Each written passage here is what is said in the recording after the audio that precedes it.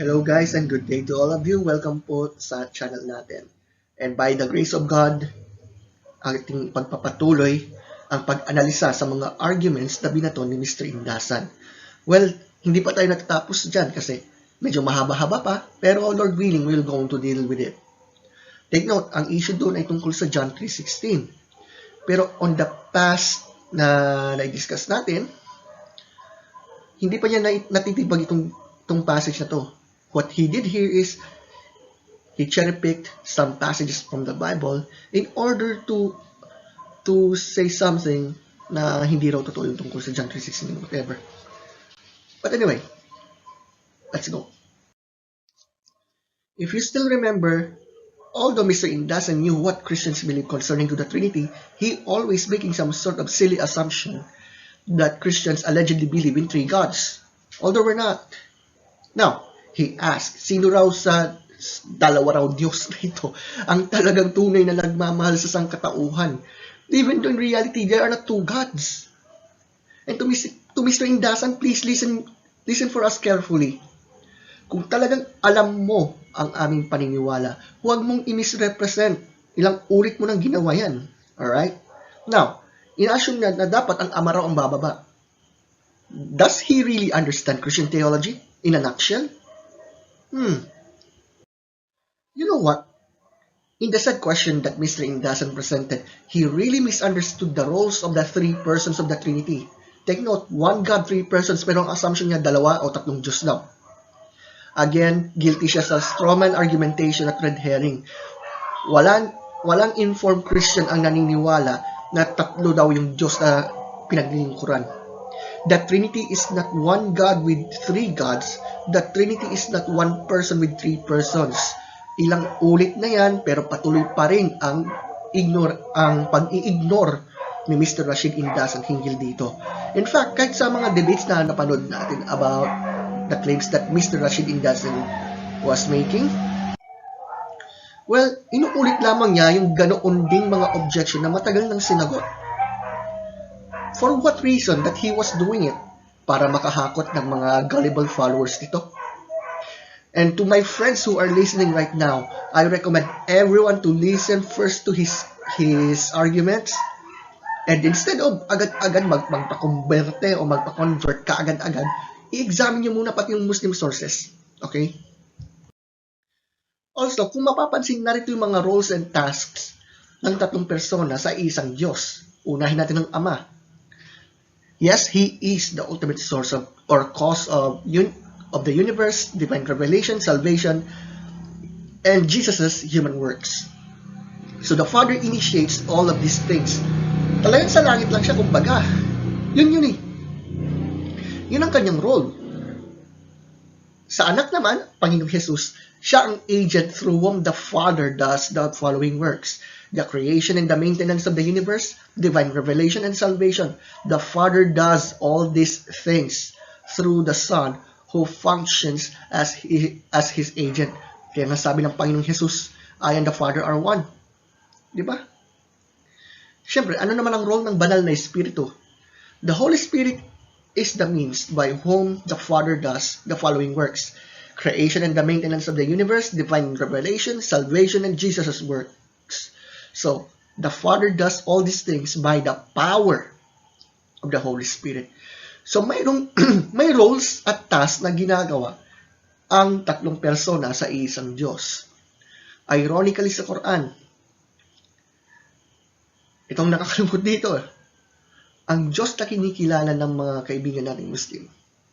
Although they claim that the God of the Quran is allegedly the same as the God of the Bible, diyan palang lalabas na malaki ang difference. Well, if you will ask us kung sino ang nag-present ng pinakadakilang pagmamahal, it is the triune God, not the Allah of the Quran. Isa pa, halatang-halata naman kahit sa kung paano na isagawa ang pagliligtas ng Diyos. As we can see in Titus 3 verse 4-7, when the kindness and love of God our Savior appeared, sorry for that, no? Ulitin ko yung pagbasa. When the kindness and love of God our Savior appeared, He saved us not because of righteous things we had done, but because of His mercy, He saved us through the washing of rebirth and renewal by the Holy Spirit, whom He poured out on us generously through Jesus Christ our Savior, so that, having been justified by His grace, we might become heirs, having the hope of eternal life. Diyan pa lang sa passage na yan, nag-work yung functions ng tatlong persona sa Trinity. So to answer the question of Mr. Indasan, the Triune God, isang Diyos na may tatlong persona. But unlike the Quran, Allah only loves those who obey Him through Muhammad, which is the greatest, ano ang tawag dito? Sinong Diyos ba ang nagpakita ng greatest love? Ang Triune God o ang peking Diyos ng Quran?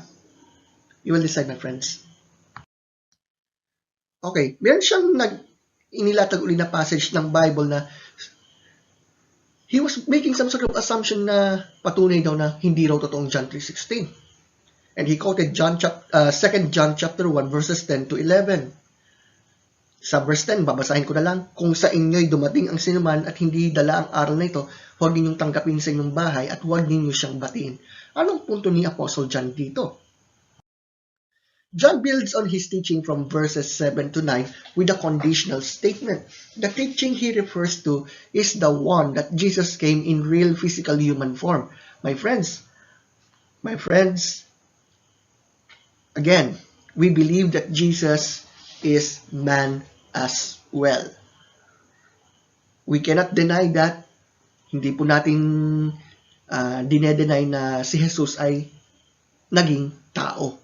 Naging tunay na tao. Okay?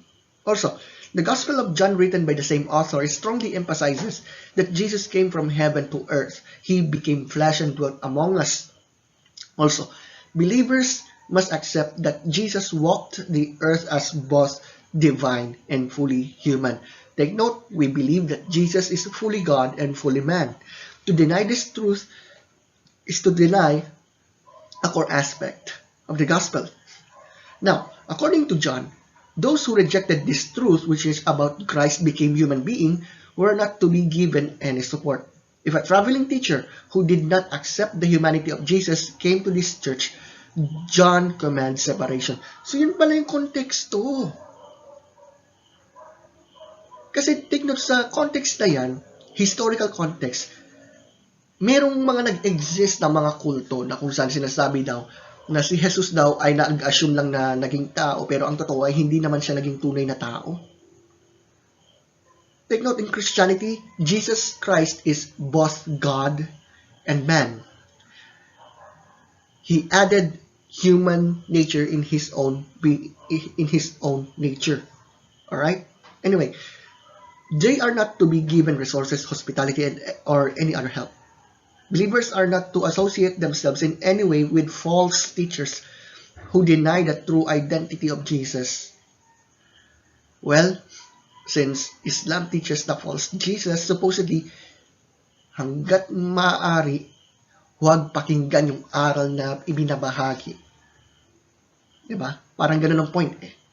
Although, it does not mean na i-reject yan, whatever. Kasi, alam naman natin for sure na, like our Muslim friends who always pointed out that they are the one who truly follow Jesus allegedly. Lalo na pagka ang issue dyan magbibigay ng mga objections against Christianity lagi-lagi. That's why we must have to answer those questions and objections as well. But anyway, believers are not to associate. Okay, natapos natin yun. The following verse offers an additional reason for John's command, where he refers to the danger of sharing in the evil of these false teachers. So, malinaw na po sa atin yan, na sa konteksto niyan, ang pinupunto ni Apostol Juan, yung mga Christians, iwasan hanggat maaari, o kaya huwag tanggapin, huwag yakapin ang turo ng mga peking gurong ito na nagtuturo ng maling aral ukol kay Jesus. Ironically, Islam teaches false Jesus. But anyway, we have free will to decide actually Yan baka sabihin nito ni Mr. Indasan, ay naku, nagkontrahan na naman yung, no, we're not. Ang point lang natin, what if someone like him will go on to deliver those confusing teachings against who Christ really is? Alam nyo guys, imbes na, ito, lalo sa mga nakikinig dito sa kanya, instead na agad-agad maniwala sa kanyang mga claim, I recommend you to examine those teachings that he delivered and compare it to what the Bible says based on its proper context. Hanggat maaari, bisitahin yung mga Islamic teachings na kanilang sinasampalatayanan and compare it. Okay? Anyway, so napunta na doon sa, tapos na sa, yung for God so loved the world. So nagpunta siya ng, that He gave His one and only Son. Tapos bigla siyang nagtanong, ilan ba ang anak ng Diyos ayon sa Bible? Genesis 6 verse 6, Israel, Ephraim, blah blah blah. Which is, kumbaga parang pareho ito, hindi lang parang pareho ito sa arguments ni Mr. Ahmed Didat. Kumbaga, sons by the tons yata noon. Pero kung correct itong si Mr. Indasan sa kanyang mga sinabi, doon palang kinontra na niya ang kanya mismong paniniwala. Kasi kahit anong interpretation na ibabahagi niya para sabihin yung concerning to the issue about sons of God or daughters of God or whatever, kung bibisitahin natin ng Islam, lalo sa Quran, sorry, yung interpretation niya ay hindi, ito ay hindi katanggap-tanggap. Bakit? Sa Surah chapter 5 verse 18, pinupunto dito na ayaw ni Allah na tawagin siyang ama. Metaphorically man o spiritually. Kung tutusin, kung correct man siya, sige, sabihin natin na correct yung claim niya dito. Ngayon pa lang sasabihin ko na umalis na siya sa pagka-Muslim. Kasi nga, ang highest relationship sa pagitan ni Allah at ng mga Muslim ay slave to master. Ba't siya nagkukot ng mga passage from the Bible na akala niya ay nagpapatunay sa kanyang paniniwala, even though hindi naman. Dito pa lang masasabing hindi na Muslim itong si Mr. Indasan, right? Ngayon, nagpunta siya sa John chapter 1 verse 18. Well, tingnan natin kung anong kanyang point yan later on. Anyway, sabi dito, no one has ever seen God at any time. The only begotten Son who is in the bosom of the Father, He has declared Him. Pambihira, ginawa niyang literal yung kanyang interpretation. Bakit sinapupunan daw ng Ama or whatever. Pero, tingnan natin mabuti. Sa verse 18, seeing God is meant in the sense of seeing God the Father in a physical, literal sense. God chose to reveal Himself in certain forms in the past, but He is essentially a spirit. The Gospel of John describes Jesus as the Word of God, using the Greek word logos. Jesus is the message or the definition of God. So, words are tangible symbols of ideas, both for our eyes and our ears. The fact that God came in human form is critical. Jesus is a human being who experiences our struggles, one to whom we can relate. Jesus is a message from God in a language we all understand, relationship, which is wala yun sa Quran talaga. Jesus explains God to us in a way we could never understand otherwise. Here, John also repeats the claim that Jesus is God. The Greek term monogenes, doon kung saan pinagkuhanan yung terminong only begotten, is used here. Alalahanin yung salitang monogenes. This word means Jesus is of the exact same stuff as God the Father. This is the first of 7 witnesses to Jesus' divinity in the Gospel of John, and the third of 7 names, the Son of God. Isa pa. But anyway, yun yung una. Pangalawa, yun ay kung i-connect lang natin. Pero syempre, alam natin for sure, one of a kind naman ito. Ayan, unique. Unique yung kind dito. This is meaning that is implied in John 3:16. Yan. John was primarily concerned with demonstrating that Jesus is the Son of God. Kung papansinin natin yung second definition nito, it pertains to being the only one of its kind or class, unique in kind. Ginamit ni Apostle Juan yung salitang monogenes to highlight Jesus as uniquely God's Son, sharing the same divine nature as God, as opposed to the believers who are God's sons and daughters by adoption. Kaya nga, tinawag si Jesus na one and only Son, or only begotten Son. Ngayon, bago tayo magtungo diyan, kasi ang assumption ng mga Muslim friends natin, ibig mong sabihin, nagbuntis ang ama. No, we do not believe in that. Christians never believe that there is some sort of physical or biological event that happened there. Ang punto diyan, since Jesus is one with the Father before the world began, kaya natawag na unique, one of a kind, one and only. Yun. Ngayon, nagtungo siya, for example, Genesis 6 verse 2, na kung saan nabanggit yung terminong mga anak ng Diyos dyan. Para sabihin na, hindi mo kontrahan, nowhere. Hindi po. Kasi kung tignan natin yung konteksto, masasabi na ang mga anghel ay may tuturing na mga anak ng Diyos in the sense that they are spiritual creatures that dwell in heaven. God's abode, unlike man who is created from the dust of the ground to dwell on earth. Sa madaling sabi, angels are called sons because their nature is similar to God in that they are spirit beings like God. But wait, listen carefully, be careful. Bakit? Even here, we need to be careful since God is an omnipresent and timeless spirit being, whereas angels are not.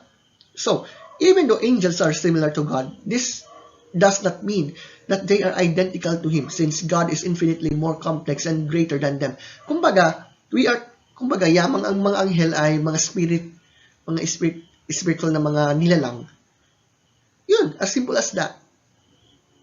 Pero, yung nature ng anghel ay hindi pareho sa nature ng Diyos, which is eternal. Ayan kalidawan yan.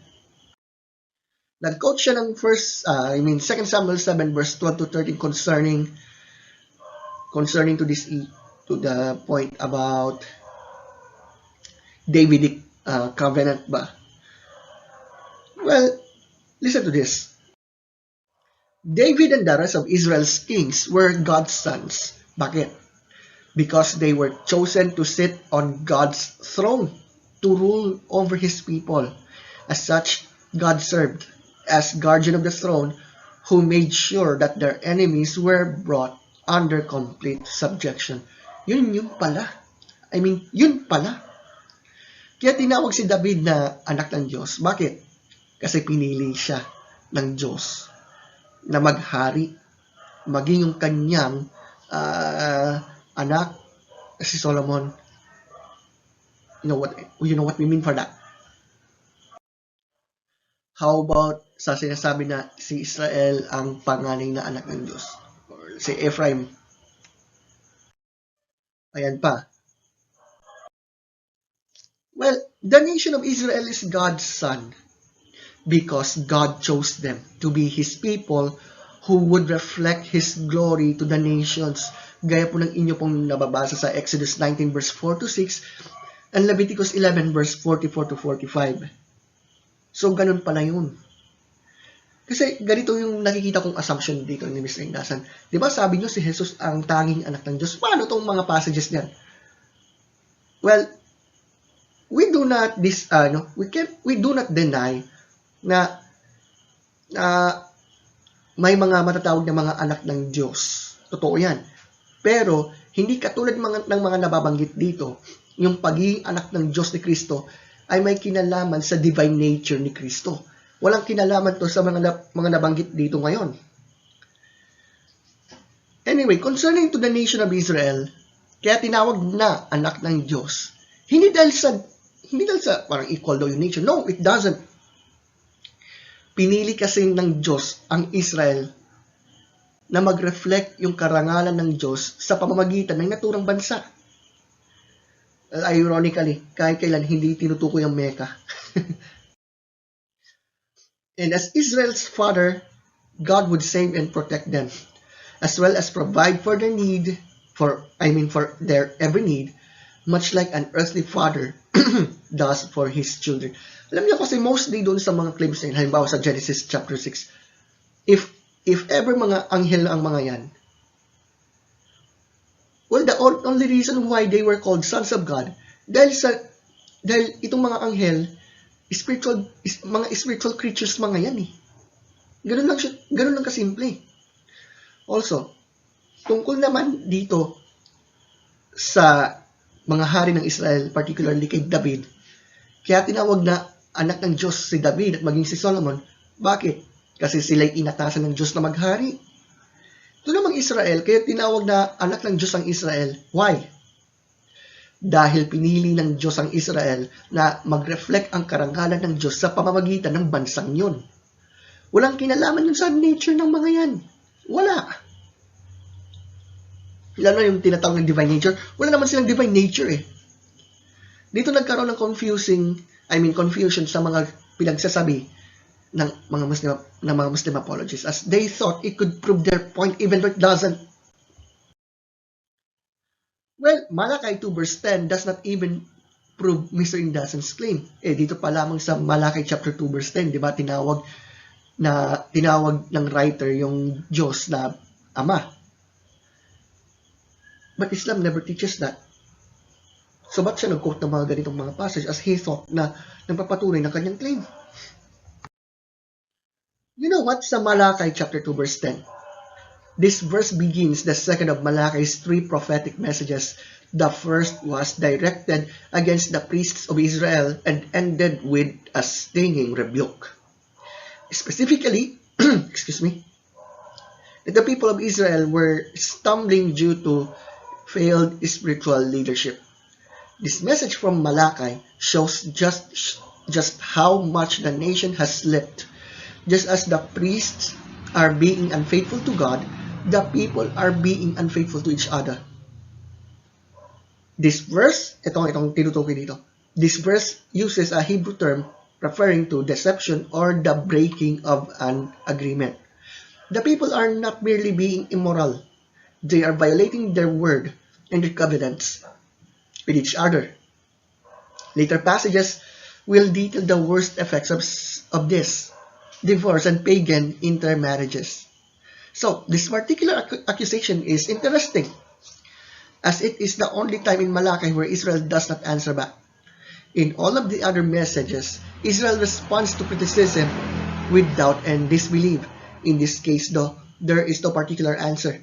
Kasi ang point dito ng passage na nabanggit, yung Malachi 2, talagang pinipinpoint kung nung time na yun, kasi yung Israel, sa time na yan ni Malachi, matindi yung kanilang ginawang mga kalokohan. Right? Kumbaga, ginamit yung Malachi 2 verse 10 as a rebuke to Israelites. Napaka-ironic lang na ginamit ni Mr. Indasan yan. At maging yung mga Muslim apologists at iba pang mga anti-Trinitarian cults, even though in reality, hindi naman tinutukoy kung ano ba yung nature ng Diyos dyan eh. Also, John 8:44, na kung saan sinabi nilang Panginoong Jesus na si Satanas ay tinawag na ama ng kasinungalingan, di ba? Obviously naman, hindi naman tinutukoy dyan na si Satanas ay sinasabi na biologically na whatever na, you know what I mean for that? Pero ano ba yung punto dito ng Panginoong Jesus dito?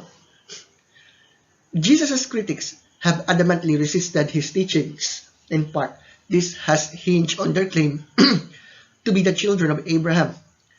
Jesus responded by pointing out that true sons behave as their father did.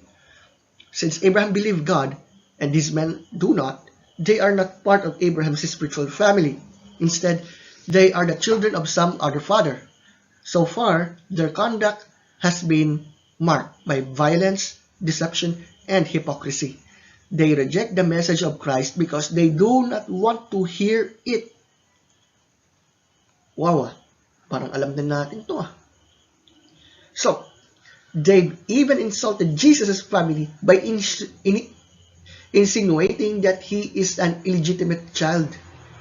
Here, Jesus completes his statement about the true spiritual father of these critics in a spectacular fashion. In no uncertain terms, Jesus states that these hateful enemies are in fact the spiritual children of the devil. He refers to murder, resistance of the truth and lies, all of which were part of his earlier criticism of these men. This is not a soft, timid response on the part of Jesus. This is an open, overt rebuke delivered against religious leaders who are leading others to hell. Contrary to the caricature of Jesus as a fragile mystic, passages such as these prove his ability to present righteous strength. So, ngayon kung ang assumption uli ni Mr. Ignacio ganito, ama ng kasinungalingan, whatever, blah blah blah. Hindi naman tinutukoy dito na si Satan ay particularly biologically na tatay. Ang point doon ng Lord dito, lalo sa mga religious leaders, because those religious leaders na nag-aakusa sa Panginoong Jesus, they claim na sila raw ay mga anak ng Diyos, kumbaga. Pero dahil nakikita sa mga actions nila, sinabi ng Panginoong Jesus na ang kanilang tatay, metaphorically and spiritually, not physically, ay si Satanas. But wait, hindi baga sa isang account sa hadith, nung first time na nakatanggap ng so-called revelation si Mr. M, yung daw si Angel Gabriel daw yun, yung bumisita. Alam natin for sure na yung mga angels sa scripture, sasabihin nila dun sa tao, don't be afraid. Pero doon sa isa sa mga account sa hadith, itong so-called archangel, itong so-called Angel Gabriel na to, nung ginawa niya kay Mr. M, sinakal. Bakit? Nung sinabi ng so-called Angel Gabriel na yan, although hindi naman talaga siyang Angel Gabriel, no? Sabi niya doon kay Mr. M na, basahin mo. Sabi naman nitong isa, hindi niya mabasa. Sinakal. Wait lang. There is something fishy doon sa Islamic teaching na yan. Well then. Okay, dito ko muna i-stop, no?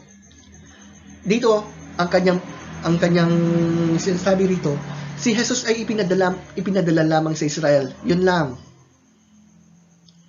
Pero is it true? Well, Lord willing, we'll go on to tackle this in the future. So, thank you guys for listening to this, and I will recommend everyone to examine both sides. Huwag lang basta-basta maniwala agad. Yung tungkol sa mga madaling ma-convert dahil sa mga debate ni Mr. Ignasan. Ito yung advice ko sa mga tao. Bago kayo maniwala, examine it, pag-aralan muna. Huwag lamang magpadalos-dalos dahil lamang sa magaling magsalita ang isang speaker. Kahit sino. Examine the teaching first. Examine muna. I-examine yung mga evidence. Ikumpara. Okay? Well, dyan lang muna tayo titigil ngayon. So, nawa, mayroong tayong napulot ngayong araw. So, sa susunod, yan ang ating di-discuss. God bless you guys. Have a great day.